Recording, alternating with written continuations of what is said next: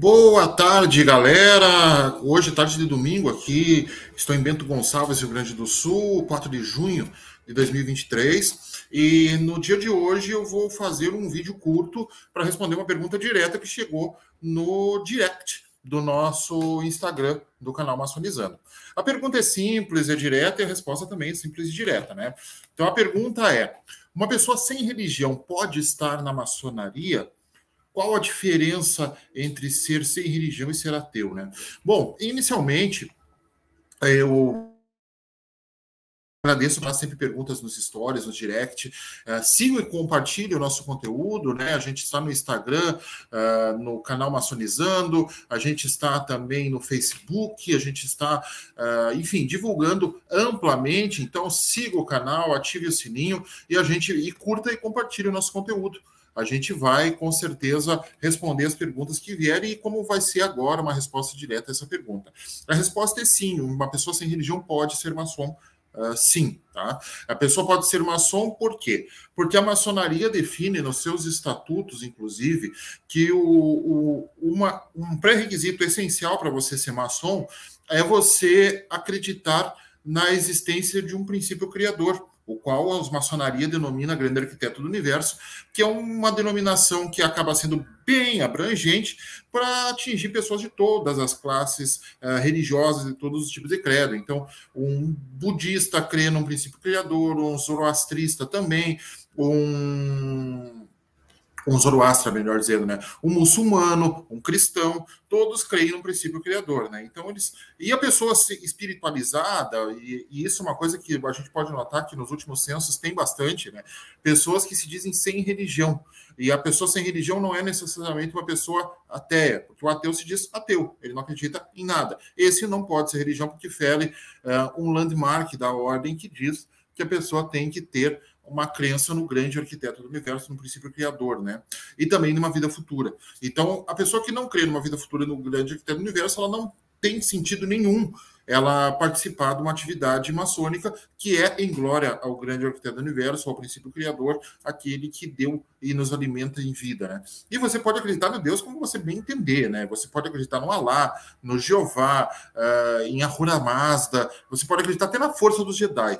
Você acreditando num princípio criador e numa vida futura, você sim pode ser um maçom. Você está apto a ser maçom. Claro, existem outros pré-requisitos, mas esse é um, né? Então, e inclusive a legislação maçônica diz, né? Sem religião, aliás, com religiosidade, melhor do que religião.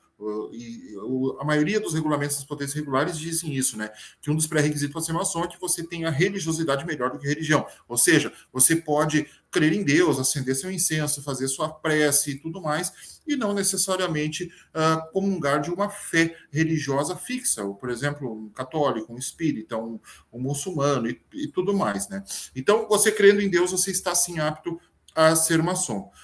Uma coisa bem importante de se dizer é que a maçonaria ela tem sim, né, uma condenação papal, né, que ainda é válida. É importante dizer que ela ainda é válida, em que o maçom está em estado de pecado grave, segundo a lei canônica da Igreja Católica Apostólica Romana, igreja que eu sou devoto, eu sou católico, né?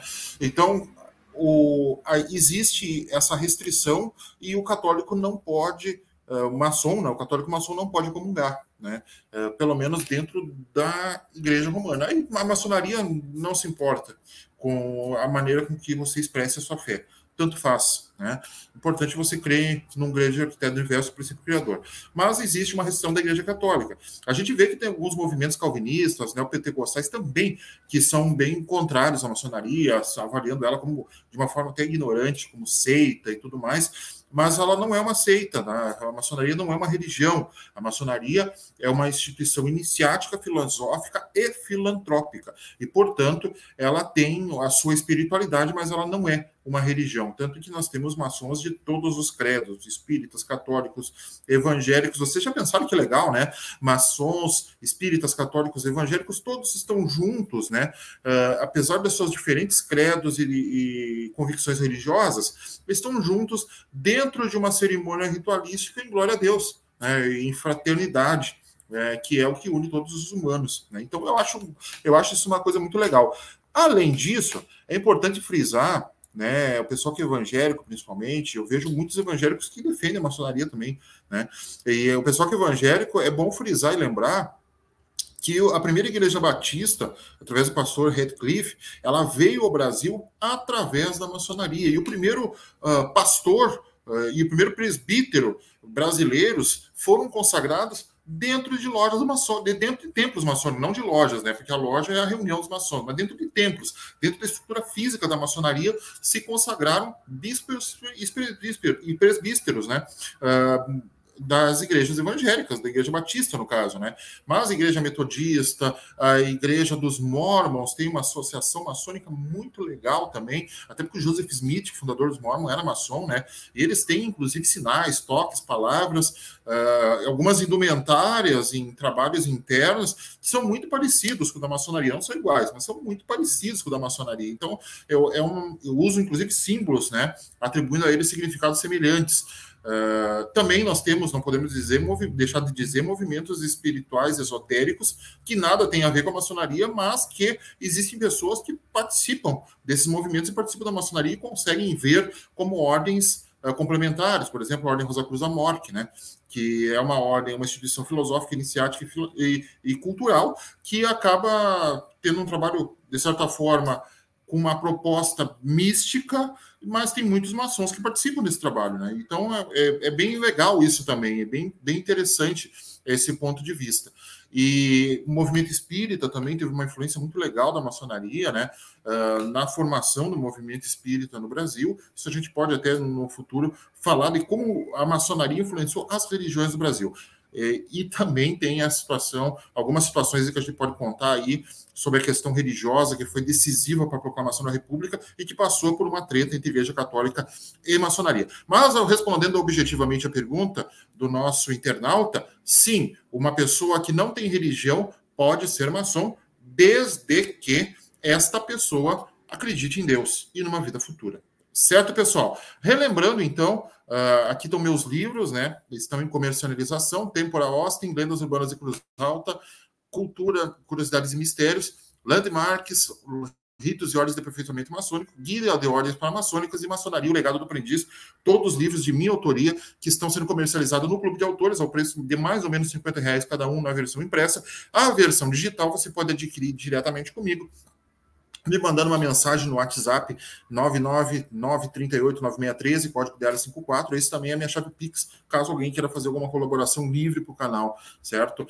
E é isso, pessoal. Muito obrigado por acompanharem mais esse vídeo. Na próxima semana a gente tem entrevistas bem legais.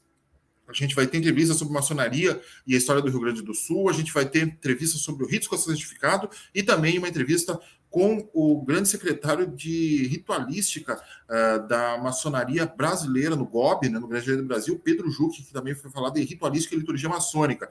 Então, imperdível a programação da semana, aguardo vocês. E lembrando, nessa segunda-feira, no Portais da Tradição, outro projeto que eu faço com o Léo, o Frater Goya estará falando também. Obrigado, pessoal. Voltamos em breve com mais